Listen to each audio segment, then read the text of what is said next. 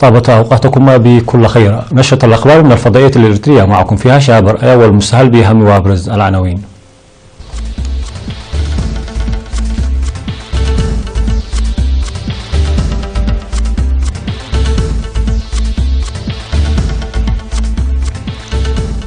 منتدى لتقوية التعليم بلغة الأم. إنتاج جيد لبساتين وادي حداي. اجتماع حول روائح الضريبة في حقات. قتلى في تحطم مروحية تابعة للجيش السنغالي. قوات أمريكية على جهات روسية. وقتلى في انهيار جسر في جامعة فلوريدا.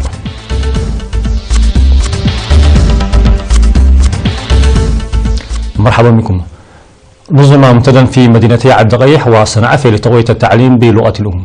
وهدف المنتدى لتعزيز دور المجتمع لرفع المشاركة في المدارس التي تدرس بلغة الأم عامة والدفع بمستوى الطالبات بصفة خاصة. وبحث المنتدى الأسباب الرئيسية لتدني مشاركة الطلاب في التعليم وخاصة في المرحلة الثانوية كزواج القاصرات وضعف متابعة أولياء الأمور والجهات المؤثرة ووعي المجتمع. وقال مسؤول التعليم في الإقليم الجنوبي الأستاذ هبتزقي كداني إن تحقيق الهدف المنشود من المدارس التي أرستها الحكومة يتطلب تقوية حملات التعبئة ووضع حد لمقاطعة الطلاب للتعليم. بدورهم طالب المشاركون في المنتدى لتجميع القرى لحل الإشكالية التي خلقها البعد عن المدارس وعقد السمينارات التعريفية بأهمية التعليم وأضرار زواج القاصرات. أوضح أصحاب البساتين في وادي حداي والبالغ عددهم 45 مزارعا من ضاحية بيان بمديرية نقفة، أوضحوا بأنهم يجنون إنتاجا جيد مستفيدين من موارد الوادي. وأشار المزارعون إلى الدعم المهني الذي يحصلون عليه ودوره في نجاح نشاطهم جنبا مع الجهد الذي يقومون به. كما ذكروا بأن منتجات الخضر والفاكهة تسوق في نقفة وأفعبت حيث يعملون لتوسيع نشاطهم بفضل الفوائد التي يحصلون عليها.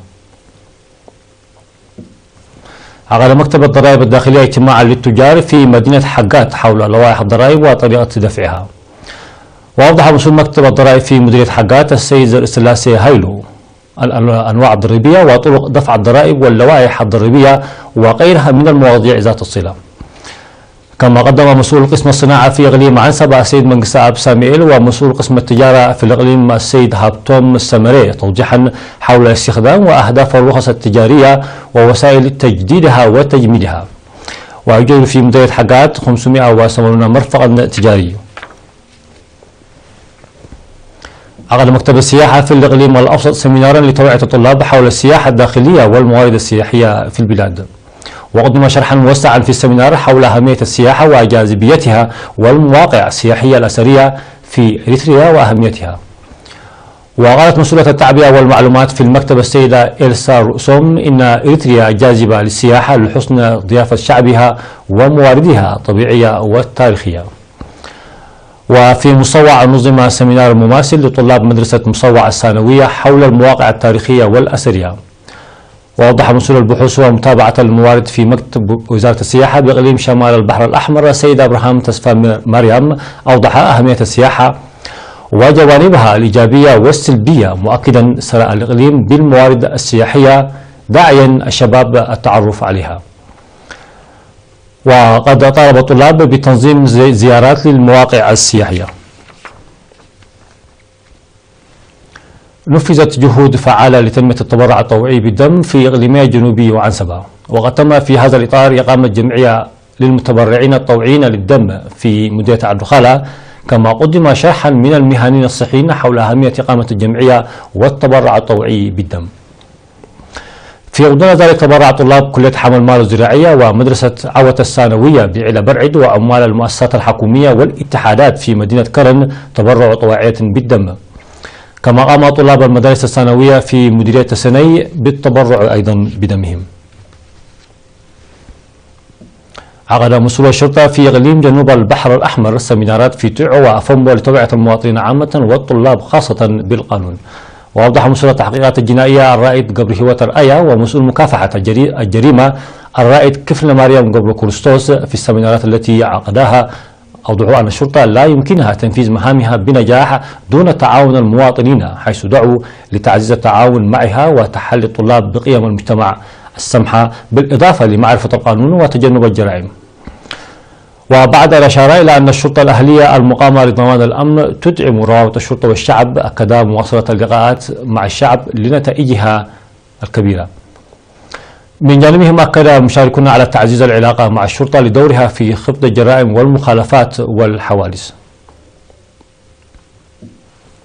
مشاهدونا فاصل ثم الأنباء العالمية.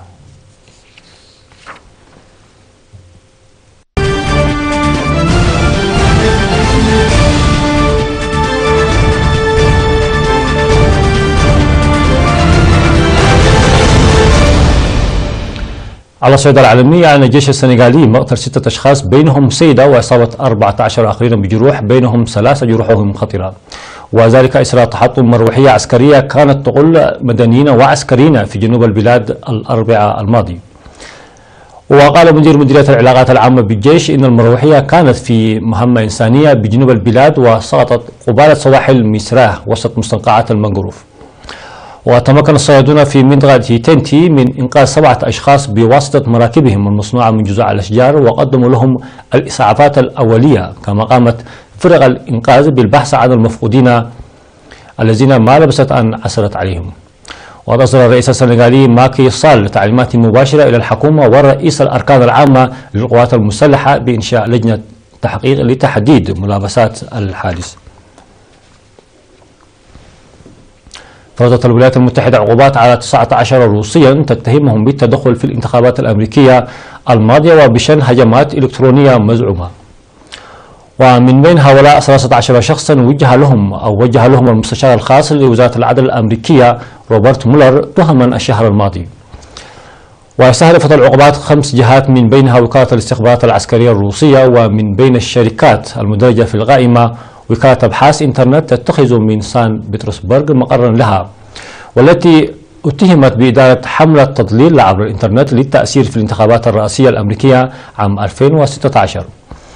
ونقلت وكالة انترفاكس الروسية للأنباء عن سيرجي ريبابكوف نائب وزير الخارجية الروسي قوله إن موسكو تجهز إجراءات انتقامية للرد على العقوبات الجديدة التي فرضتها الولايات المتحدة.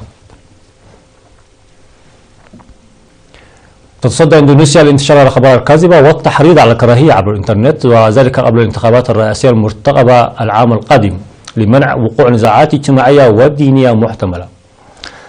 ونفذت الشرطة مؤخرا سلسلة عمليات توقيف مرتبطة بالجرائم الإلكترونية، خصوصا ضد مجموعات متهمة باستخدام مواقع فيسبوك وإنستغرام وتويتر لمهاجمة الحكومة وتأجيج التطرف الديني.